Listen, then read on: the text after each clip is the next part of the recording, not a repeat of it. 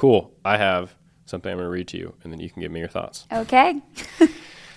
So this is a study from the London School of Business. They recently found that people have different levels of information retention based on how information is delivered to them. When they hear statistics alone, they only retain 5 to 10% of what they hear.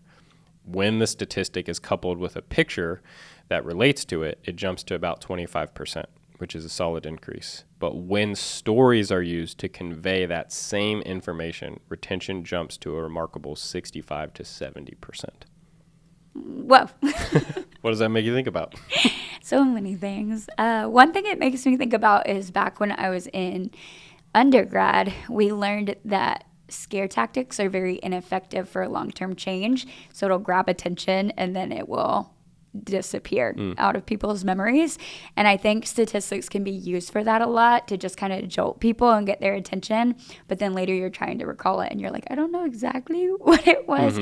But then if you hear a story about how someone was impacted by whatever the statistic was, and you can engage more with like a genuine empathetic emotion, then that's going to be retained in you a lot easier to draw back on, and then even engage your heart more to find solutions or to make changes and things like that. But I think I do that all the time in sermon prep, or in trying to get people on mission trips to be able to say, like, this is my testimony of when the Lord did something, instead of just saying, like, here are 12 passages where you can find this information, and having a reference, which, I will also do.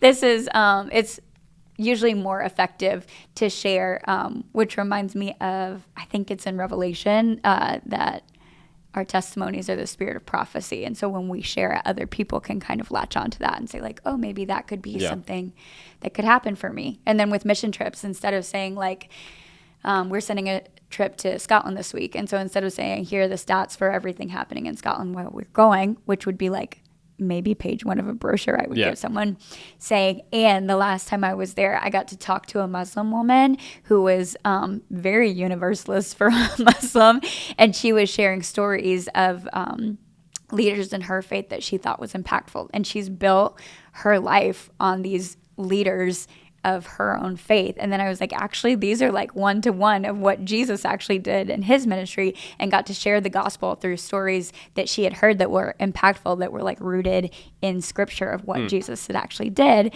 And people hear that and they're like, oh, I could do something like that. And it just starts to spark people's imagination and engagement of like, let me be a part of something.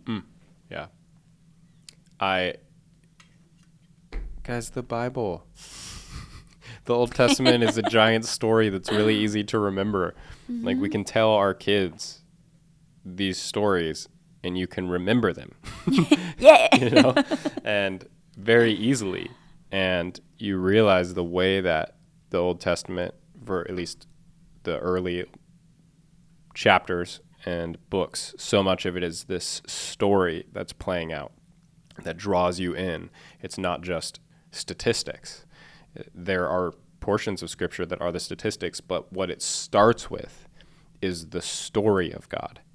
And the New Testament's the same. It starts with the story before it gets into, here are facts, right? Before it gets into the epistles, the instruction and the teaching at deeper levels, getting into nuance. It's, here's the story.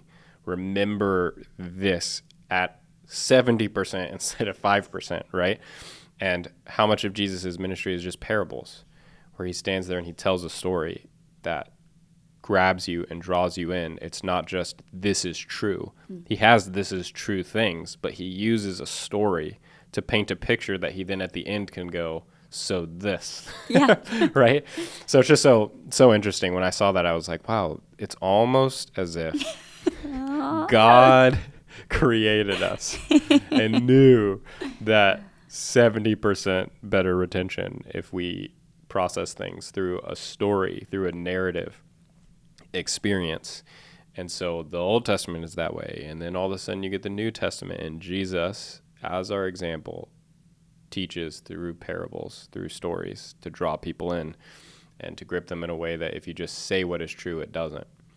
And as you just mentioned, it links so well to doing ministry and thinking about how we relate to other people now sharing our testimonies are so impactful because this is a story that I'm inviting you into, or that they're inviting you into, and utilizing portions of people's stories and pulling in Jesus as a way to minister to people based off of what they've shared, because it's more meaningful if you're putting something into their story rather than just throwing facts at them before you've ever like heard them share things, you know? Yeah, that's so good. And even as someone who sits in other people's sermons most weeks, if someone throws up a statistic, I'm going to be the fact checker. I am so academically critical. If you're off by like 1%, I'm like, he doesn't know what he's talking about, and I won't respect anything he says from here on out. Get out. And so I think even on the opposite side of things, where there are people who will just believe anything, whether it's true or not, which not great. And then people where like, if you're even the slightest bit misinforming people like me, I get hypersensitive, and I'm like, get them off the stage, get them off, get them out of here. And so, yeah, I think they can be very helpful. They have to be done well.